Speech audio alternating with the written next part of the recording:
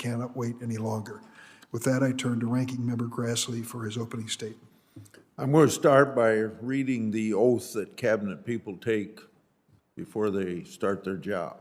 I do solemnly swear that I will support and defend the Constitution of the United States against all enemies, foreign and domestic, that I will bear true faith and allegiance to the same, that I take this obligation freely without any mental reservation or purpose of evasion, and that I will well and faithfully discharge the duties of the office on which I am about to enter, so help me God. Yesterday on TV, if you were watching, and it was reported, but you could also see people crossing the border in violation of our laws that are passed under that Constitution. I'm asked by Iowans, Senator Grassley, what are you going to do about the crisis at the border? My usual answer is, and I hope it's not interpreted by my constituents as avoiding my responsibilities, but I say we've passed all kinds of laws over the last several decades, making it illegally to enter the country unless you come here with our permission. So there's enough laws on the books, but the laws aren't being enforced. I'm glad that we're finally holding a hearing where we can discuss the unprecedented national security and humanitarian crisis the Biden administration has created at our southern border.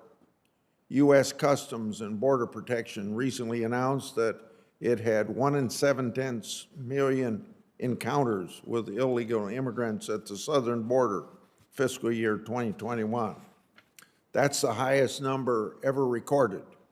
It's higher than the individual populations of at least 11 states.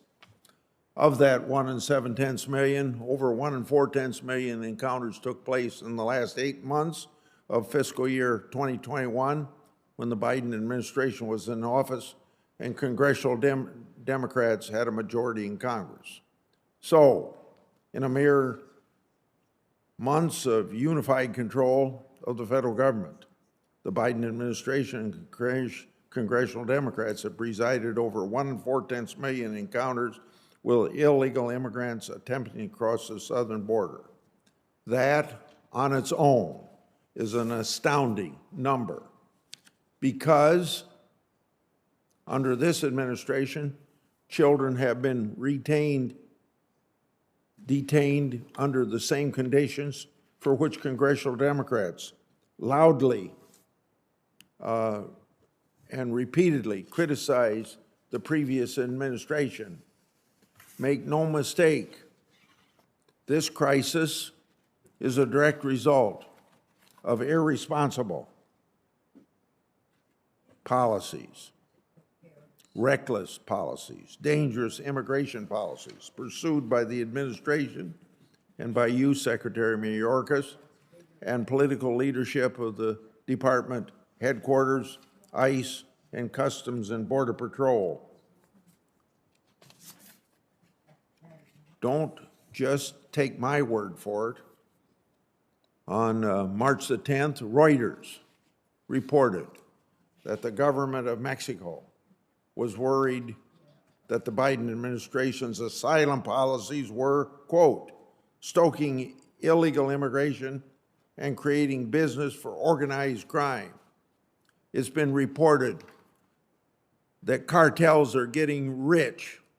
You have to pay to them to cross the border, to cross the Rio Grande. Former Chief of the U.S. Border Patrol, Rodney Scott, sent a letter to congressional leadership on September the 11th, stating that, quote, the seismic shift in border security and immigration policy that was initiated on January 20th, 2021, and the quote, created the current crisis at our southern border, and that this crisis constitutes a national security threat to our nation. And all you got to do is go back 3 or 4 months. We arrested 2 people from Yemen that were on the terrorist list of the United States. Scott served as Border Patrol agent and federal law enforcement agent for over 29 years and served under 5 different presidential administrations of both parties, including the Biden administration. He said that what he witnessed under this administration was, quote, a lack of any meaningful effort to secure our borders. In his professional assessment, quote, the U.S. Border Patrol is rapidly losing the situational awareness required to know who and what is entering our homeland.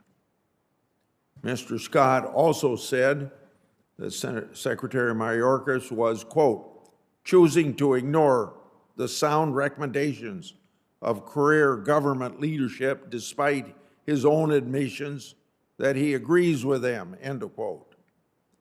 This sorry state of affairs is entirely preventable. Unfortunately, due to the reckless policies of this administration and Department of Homeland Security, it was also entirely predictable. When you terminate physical barrier constructions, when you severely restrict the ability of ICE to deport illegal immigrants, when you terminate the Remain in Mexico policy, when you roll back asylum cooperative agreements, when you gut Title 42, when you openly support sanctuary cities policies, then you should not be surprised when there's a surge at the southern border.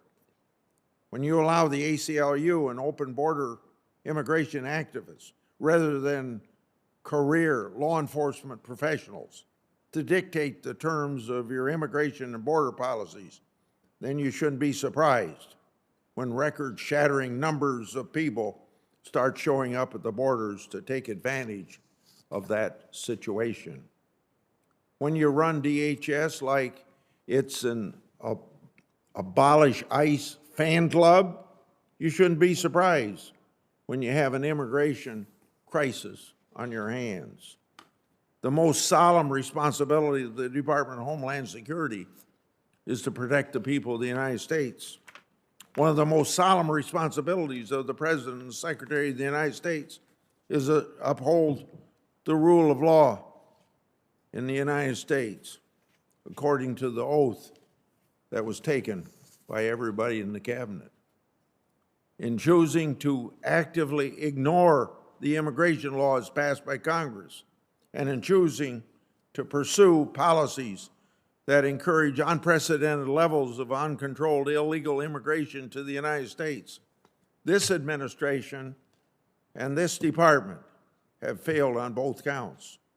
I'm glad, after several months of trying to get this hearing, we finally have an opportunity to public to discuss with these leaders these issues and to hold these leaders to account. Thank you, Mr. Chairman. Thanks, Senator Grassley. We welcome the Secretary of Homeland Security, the Honorable Mayorkas, to testify before the committee.